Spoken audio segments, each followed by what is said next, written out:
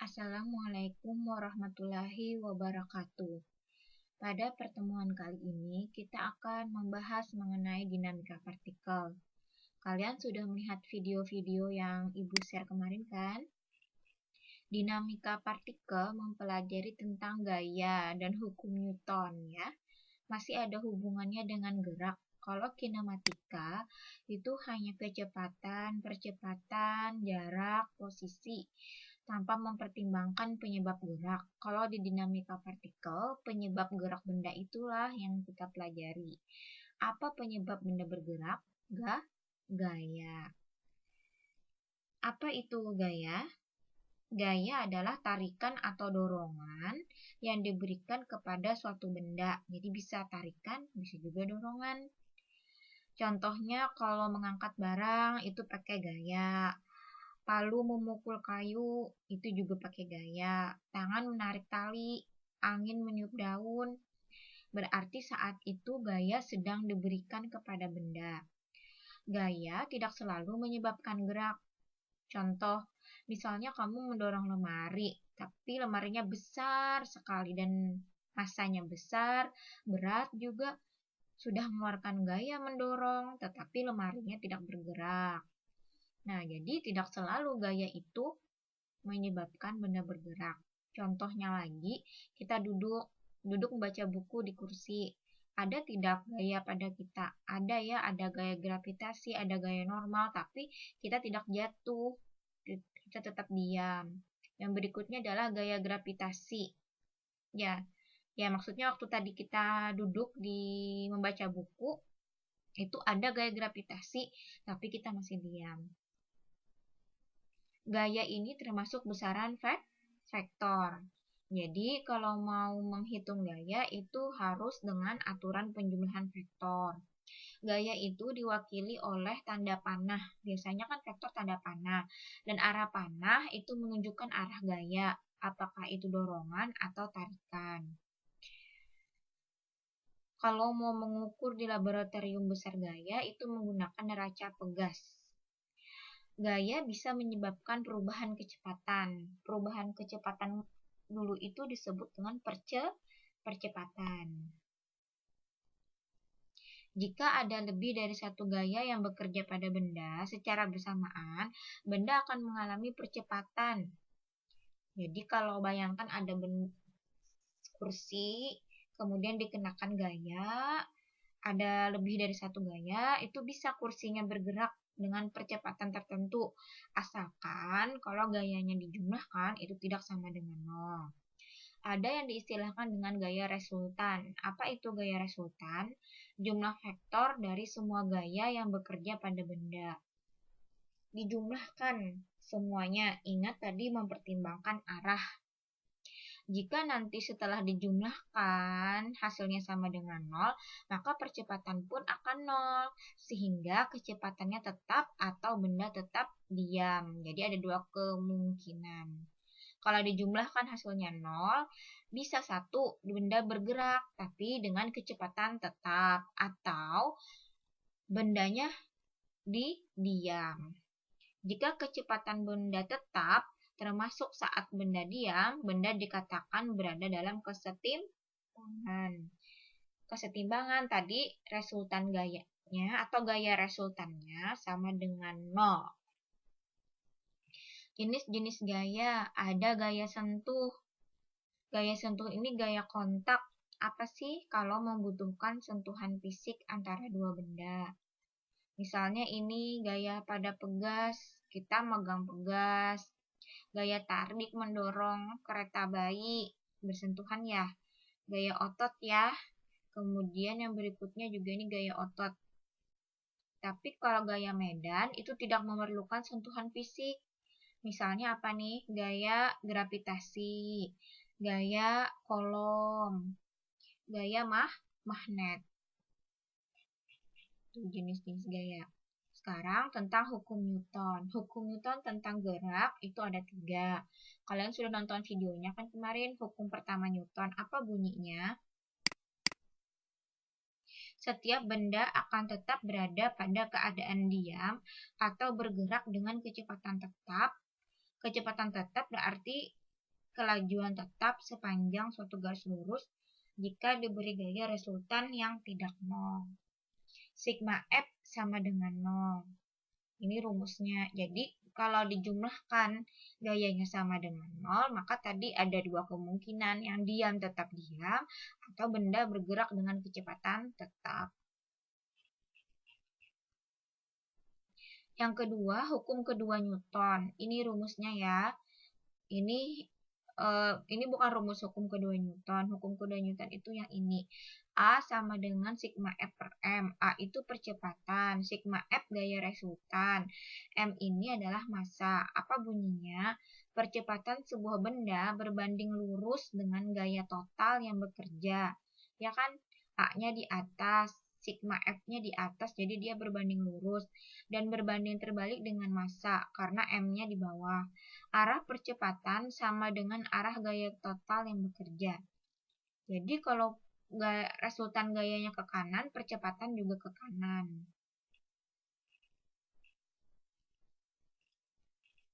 Itu ya. Kemudian hukum ketiga Newton.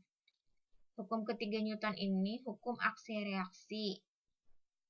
Contohnya seperti ini. Kalau kamu memukul meja, maka kamu memberikan gaya ke meja. Sebaliknya, meja juga memberikan gaya ke tanganmu, sama besar tapi arahnya berlawanan.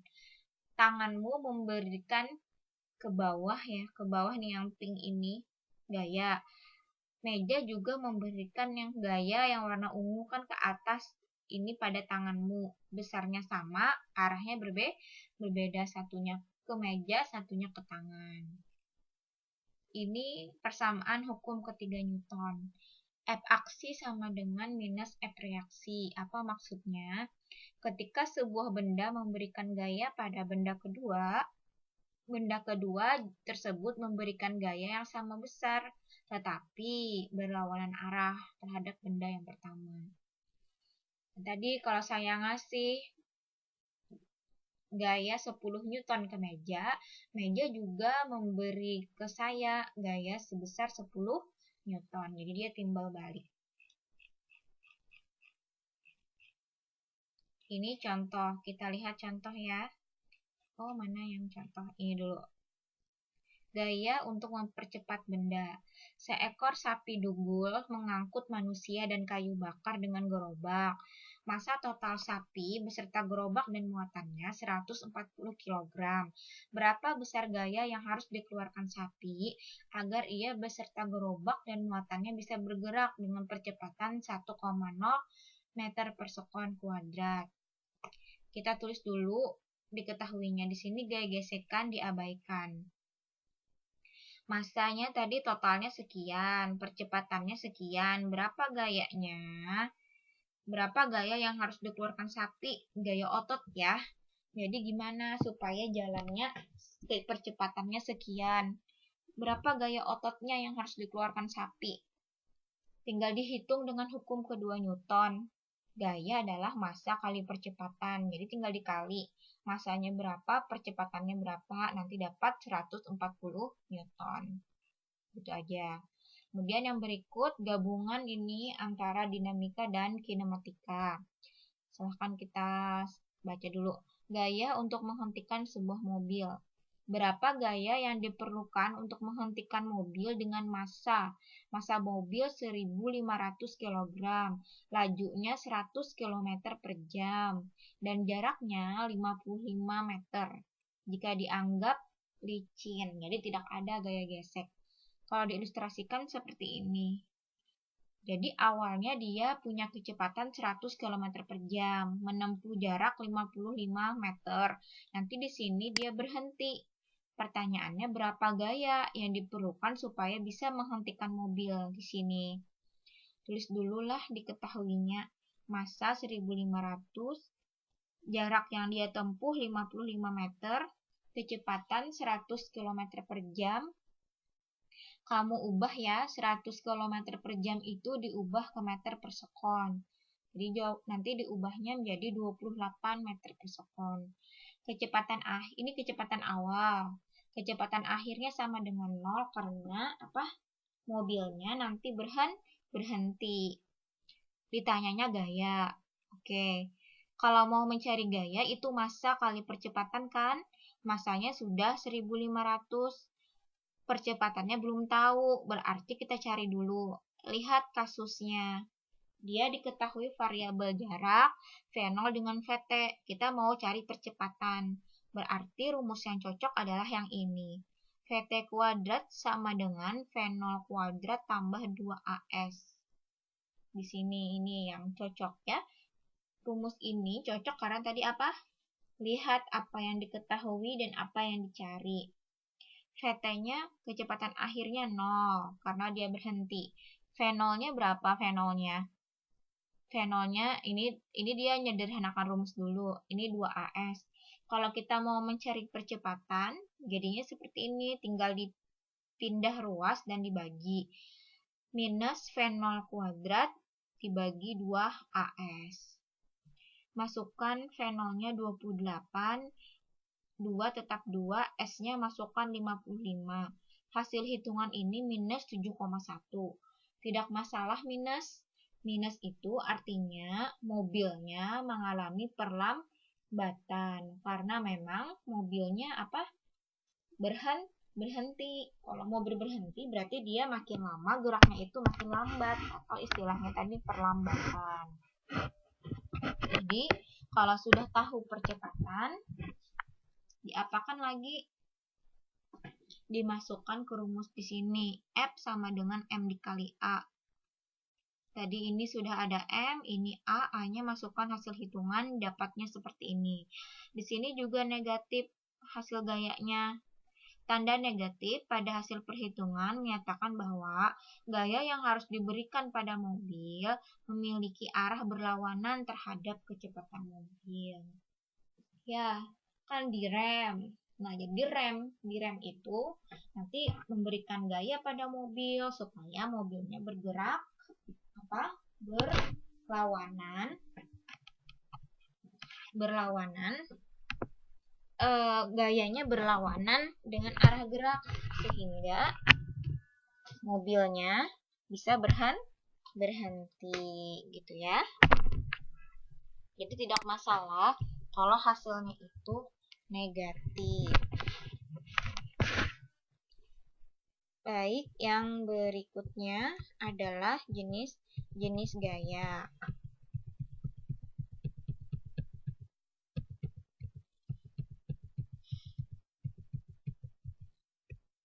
Jenis-jenis gaya. Tunggu sebentar.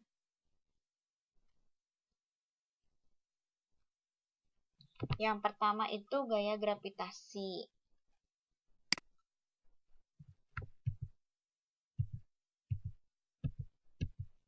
Ada yang tahu apa itu gaya gravitasi?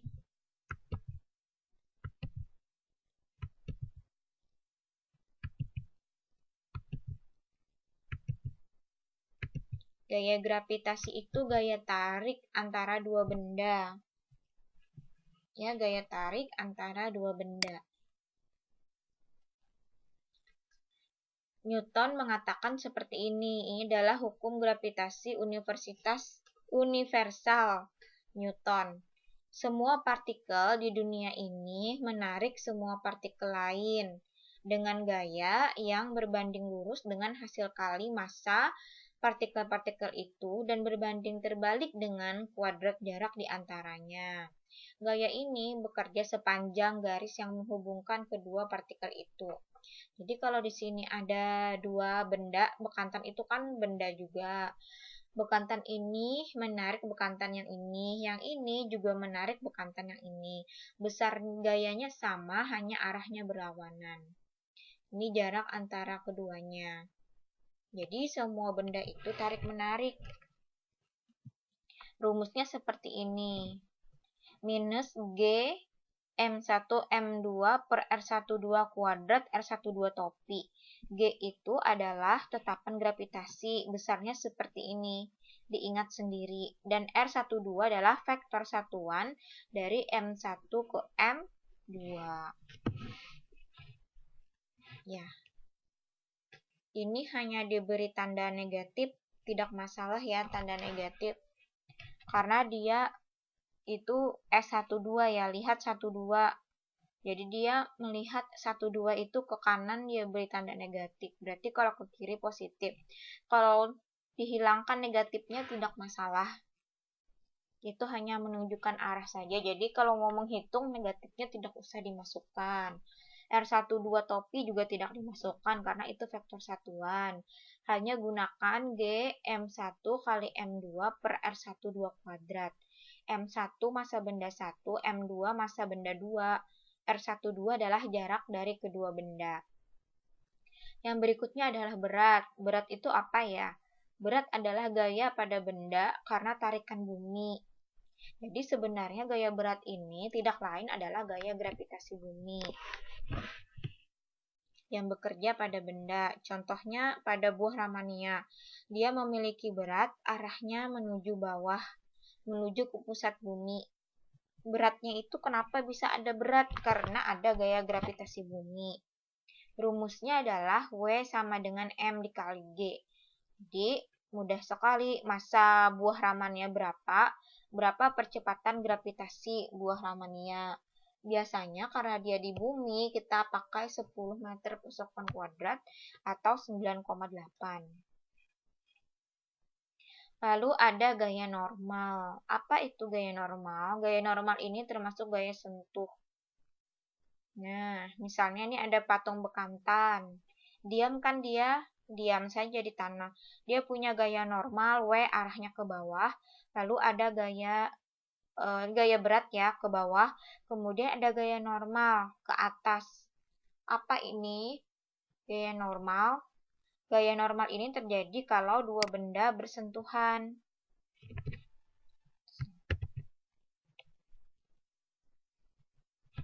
Nah, nih. Gaya yang diberikan oleh tanah ini disebut gaya kontak karena terjadi jika dua benda bersentuhan. Munculnya gaya normal ini hanya kalau dua benda bersentuhan. Ketika gaya kontak ini tegak lurus terhadap permukaan kotak, gaya ini disebut gaya normal. Gayanya tegak lurus, ya, selalu tegak lurus dengan bidang sentuh. Kan bekantannya dengan tanah bersentuhan di sini ya, berarti nanti gaya normalnya ke atas.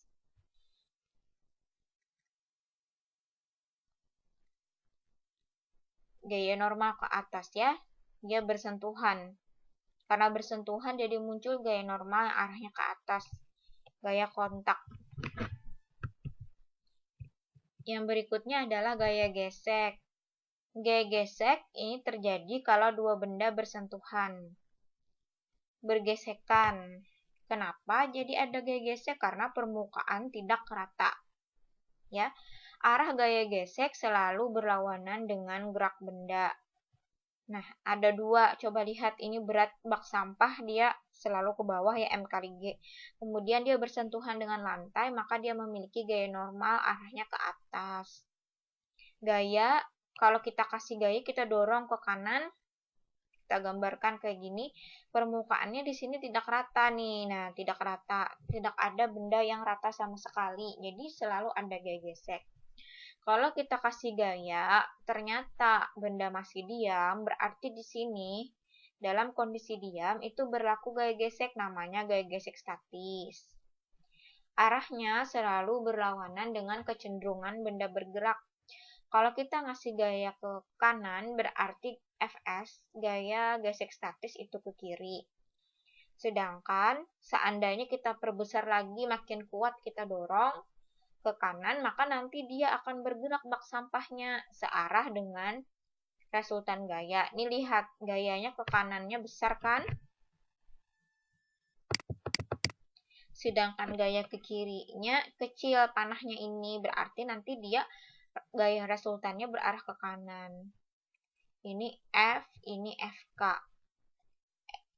F ini gaya dari kita mendorong ke kanan. Kalau FK itu gaya gesek kinetik. Gaya gesek kinetik, gaya gesek yang berlaku ketika benda bergerak. Gitu ya. Arahnya berlawanan dengan gerak. Kalau gerak ke kanan, gaya gesek kinetiknya ke kiri. Apa rumusnya?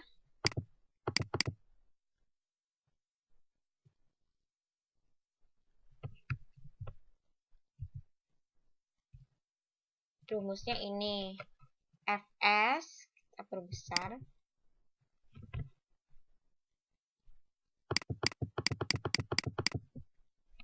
Fs kurang dari sama dengan mu Sn. Jadi gaya gesek statis itu lambangnya F kecil. Koefisien gesek statis nanti diketahui di soal dikali gaya normal. Jadi kalian harus mencari dulu gaya normal. Kalau kayak gaya gesek kinetik saat benda bergerak, mu k dikali n. Lalu yang berikutnya adalah gaya sentripetal. Kalau di bab 2 tentang gerak melingkar, kita tahu bahwa benda yang bergerak melingkar selalu memiliki percepatan sentripetal. Maka dia juga pasti memiliki gaya sentripetal. Gaya inilah yang menyebabkan benda bergerak melingkar. Apa rumusnya? Fs sama dengan M dikali As. Sama dengan minus mv kuadrat per r topi. Kalau mau menghitung, tidak usah tanda minus dimasukkan. R topinya juga tidak usah, karena R topi ini hanya menunjukkan arah. Arahnya kemarin kemana? Kalau gaya percepatan sentripetal menuju pusat lingkaran. Jadi kenapa negatif? Karena negatif itu kita ambil kalau arahnya menuju pusat lingkaran itu negatif. Kalau menuju luar lingkaran itu positif. Jadi kalau menghitung tidak usah negatif dengan R topinya dimasukkan. Hanya itu saja mv kuadrat per R. Yang berikutnya adalah tegangan tali. Ada yang suka main layang-layang. Ketika tali fleksibel kita tarik, maka tali tersebut berada dalam keadaan di bawah tegangan. Dan gaya yang diberikan pada benda atau tali tadi disebut tegangan. Jadi di sini tegangan talinya menegang. Kita nih tangan orang nih, bayangkan kita di sini kita memberikan gaya pada tali dan sebaliknya tali di sini juga memberikan gaya pada kita. Jadi tangan kita tuh merasa tertarik oleh tali dan tali juga ditarik oleh tangan kita. Jadi itu tegangan tali ya.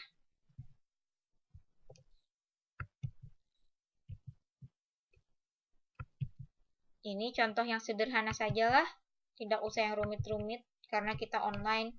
Benda didorong pada lantai kasar, massa benda M. Didorong dengan gaya F arahnya ke kanan. Tentukan percepatan yang dialami benda jika koefisien gesek kinetik antara benda dan lantai adalah mu k. Kita tulis dulu diketahui. Massa benda M, gaya dorong F, koefisien gesek kinetik benda dan lantai sama dengan mu k.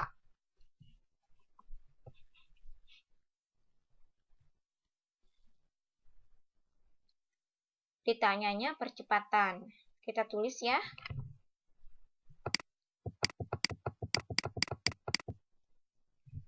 Kalau dibuat gambarnya kayak gini, biar mudah dipahami, jadi ada gambar. Ini ada benda, dia mengalami percepatan ke kanan karena diberi gaya kita dorong ke kanan sebesar F.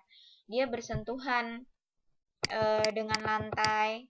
Oleh karena itu, dia memiliki gaya normal. Gaya normal arahnya ke atas ya, berada pada benda. Tegak lurus ini, tegak lurus permukaan. Permukaannya kan ini kan, jadi tegak lurus dia ke atas. Kemudian dia juga punya berat benda M kali G.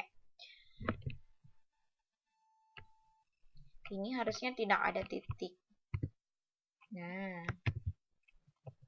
kemudian kita lihat di sini benda juga memiliki gaya gesek FK ke kiri karena gaya gesek itu selalu berlawanan arah dengan gerak benda. Kalau bendanya bergerak ke kanan, maka gaya gesek kinetik atau secara umum gaya gesek itu ke kiri.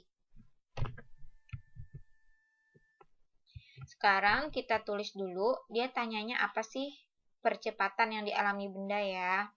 Tidak ada angka di sini. Sigma F sama dengan M dikali A, atau boleh kita dari tadi hukum kedua Newton apa? A sama dengan sigma F per M. Hanya dikali silang kan? Supaya diperoleh sigma F sama dengan M dikali A. Oke, sigma F sama dengan M dikali A. Ini adalah gaya resultan. Harus kita jumlahkan semua gaya. M dikali A. Kita lihat gaya-gaya yang searah percepatan. Apa saja? Ini kan horizontal. Percepatannya horizontal. Ada gaya apa saja? Gaya F dan FK. Yang searah percepatan beri tanda positif. Percepatannya ke kanan, gaya ke kanan, berarti gaya ini positif. Maka terus di sini F. F ya. Kemudian FK ini arahnya ke kiri, berlawanan dengan arah percepatan, sehingga diberi tanda negatif. F kurang FK, makanya di sini muncul negatif FK. Negatif FK. Berarti kalau kita mau mencari A, apa yang terjadi? Hanya F kurang FK, M-nya yang di atas pindah ke bawah. Jadi F kurang FK per M. Gitu ya, F kurang FK per M. Yang mana FK itu sama dengan apa? Mu K dikali N. Nah, N-nya apa? N-nya apa? Coba dilihat. Dia bergerak tidak pada sumbu Y. Ini kan vertikal. Tidak ya, dia bergeraknya percepatannya horizontal. N-nya arahnya ke A, ke atas. Sedangkan yang vertikal lagi apa selain N? W. N ke atas, W ke bawah. Karena tidak bergerak pada sumbu Y, berarti gaya normal besarnya sama dengan gaya berat. Gitu ya. Sehingga di sini ditulis gaya normal sama dengan berat. Karena itu kita bisa mengganti di sini FK dengan apa? Dengan mu K M dikali G. Mu K dapat mu K di sini. N-nya diganti dengan W. Rumus W itu apa? Rumus berat. Massa kali percepatan gravitasi. Makanya di sini mu K M Mg. Jadi ini rumus akhirnya. A sama dengan F kurang mu K Mg per M. Yang tegangan tali ini tidak usah, soalnya nanti agak rumit sedikit seandainya kita offline. Yang berikutnya adalah kecepatan maksimum mobil kalau mobil berbelok pada tikungan ya. Tikungan nih di gerak melingkar. Sebuah mobil bergerak sepanjang jalan datar berkelok.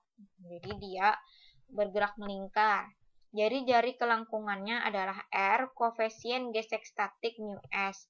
Tentukan kelajuan maksimum agar mobil ini tidak keluar lintasan. Kalau terlalu cepat, nanti dia malah mobilnya keluar lintasan.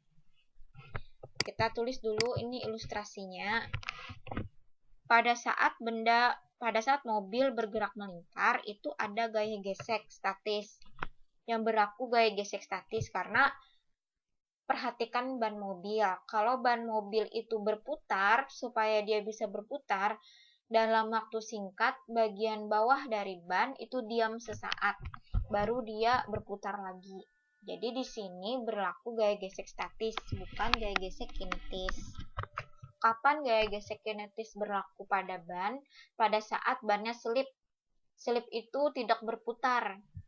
Kepleset, set, kayak gitu. Dan gaya gesek statis ini pada ban berarah ke pusat lingkaran.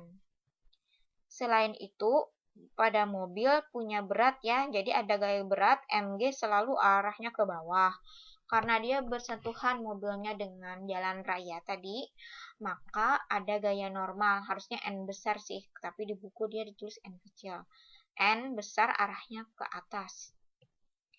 Kemudian kita tulis diketahui radiusnya R, koefisien geseknya mu S.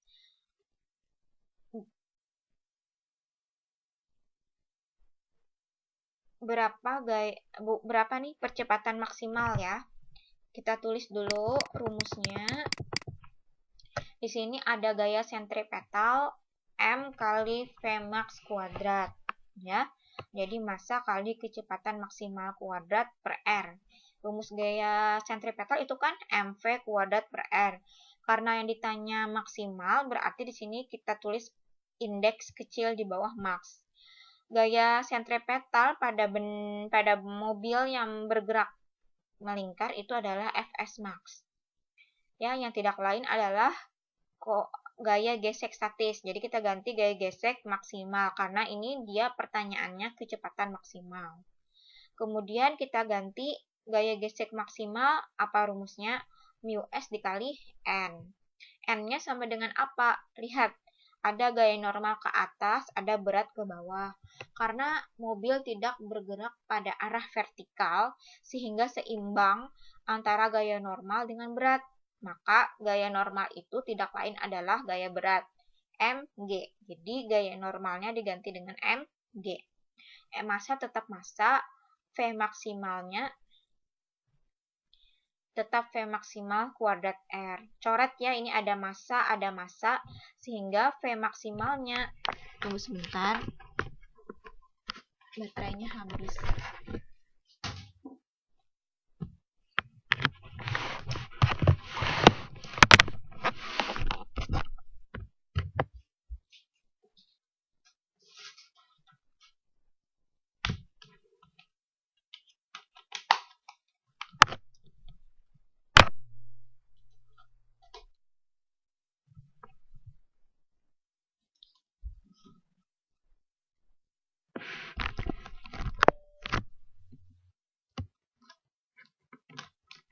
Ya, kita lanjutkan.